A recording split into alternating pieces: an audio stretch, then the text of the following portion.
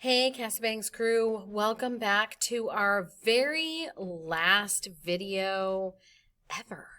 Okay, our last video of Unit 9 and our last video of the year. Can't believe we're almost done.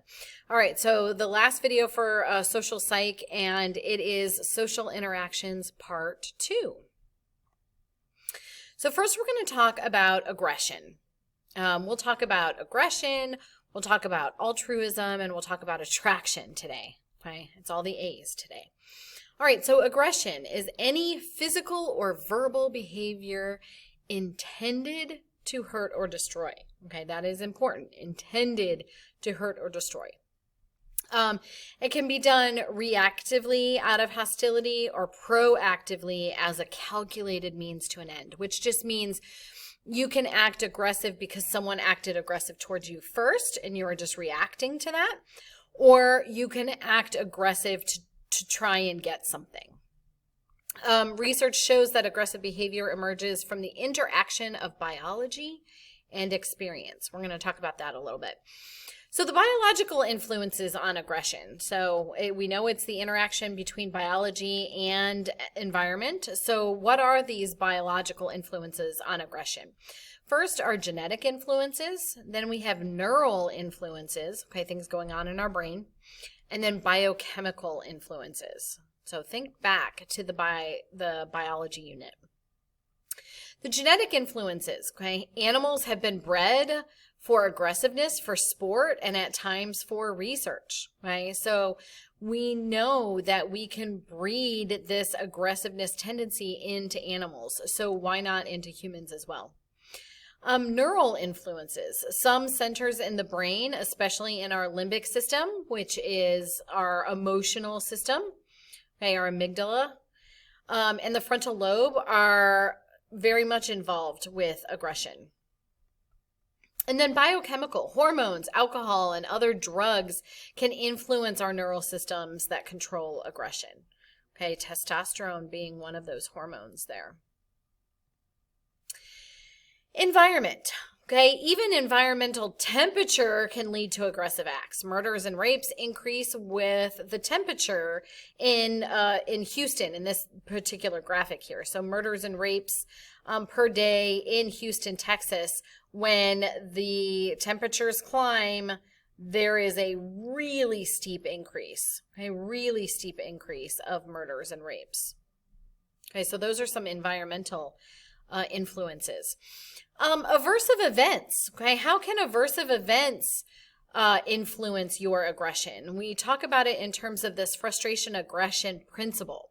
So this principle says that frustration, right, blocking of an attempt to achieve a desired goal, right, that's going to make us frustrated. So frustration creates anger, which can then generate aggression.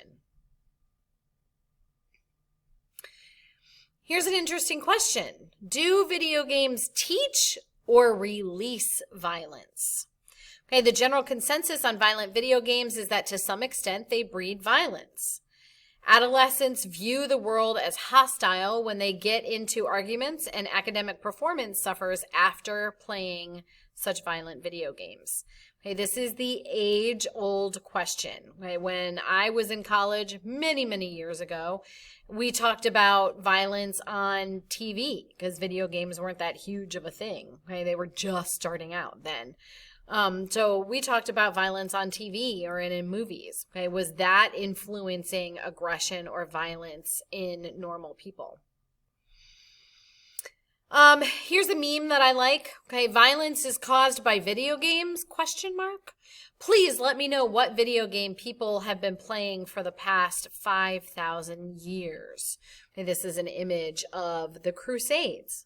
Okay, very, very violent time in history. Video games, TV, those were not around then. Okay, so how do you explain that? Okay, moving on to attraction. Much brighter conversation. Okay, moving on to attraction. So there are four necessary parts of attraction, right, that researchers have found are necessary for you to feel an attraction. The first one is proximity, which just means that you need to be near them, okay, especially geographically, okay? Geographic nearness is a powerful predictor of friendship. The mere exposure effect, which again is one of your vocab words. Repeated exposure to novel stimuli increases its attraction. Okay, so if you've ever met someone for the first time and you're like, I don't know if I like them, but the more time you spend with them, the more you like them. That's that mere exposure effect. And we can use mere exposure effect in more than just talking about relationships with people. We can talk about it in terms of music, in terms of animals, anything really. My mere exposure effect, the more that you're exposed to it, the more that you like it. Okay, the third one is physical attractiveness. Okay, so once proximity affords contact, okay, that geographical nearness affords contact, the next most important thing in attraction is physical appearance. Okay, do you find that person attractive? And then the last one is similarity. Okay, similar views among individuals cause the bond of attraction to strengthen. Okay, similarity breeds content. The more people are alike, the more their liking endures. Okay, so what does that mean? And I'm going to ask this question in class tomorrow. So everyone's heard opposites attract, right? And then we've heard similarity breeds content. Okay, so which one is true? Okay, which one is true? Why or why not? All right, so romantic love. When we talk about romantic love, there are two different types of romantic love that we talk about. And these are a set of confusing pairs. So do what you do, underline, highlight, circle, whatever you do, put a star next to it. The first one is passionate love. This is an aroused state of intense positive absorption in another, usually present at the beginning of a love relationship. This is the physical part of a relationship. Okay, passionate love. And then the next one is companionate love. Companionate love. So from companion, the word companion. A deep, affectionate attachment we feel for those with whom our lives are intertwined. So we usually say passionate love at the beginning of a relationship. It's kind of like the honeymoon phase.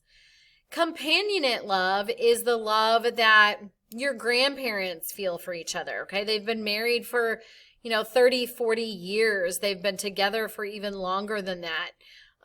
Their spouse is their best friend, literally, okay? That's that companionate love. That's why I like my little photo here of our old guys dancing.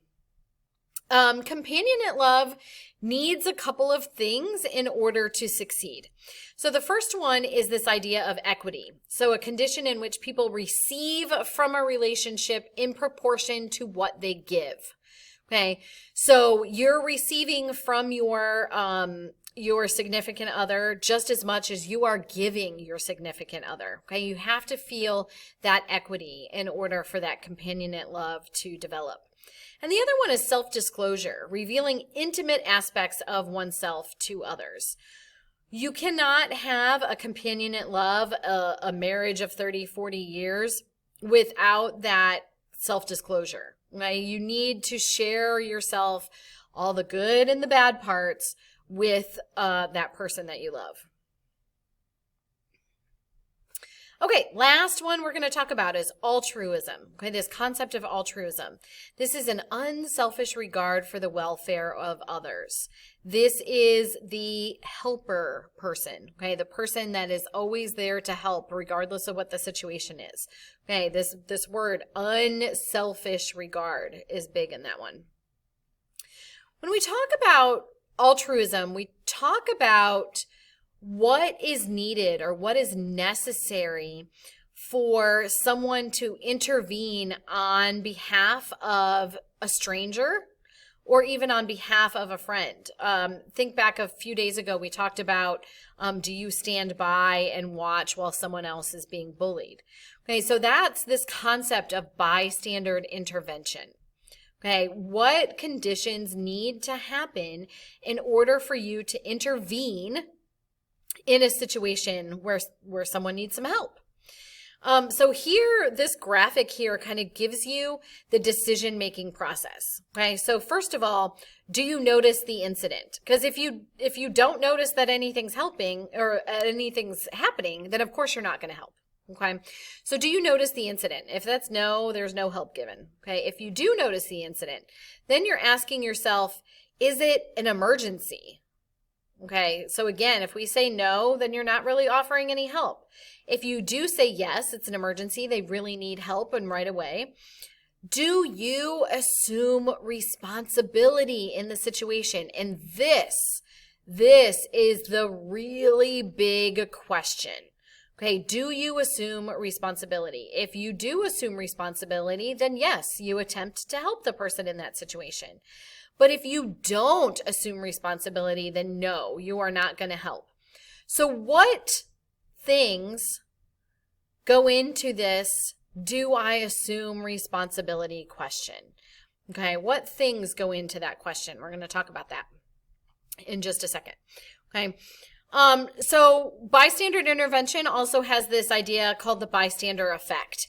So this is the tendency of any bystander to be less likely to give aid if there are other bystanders present.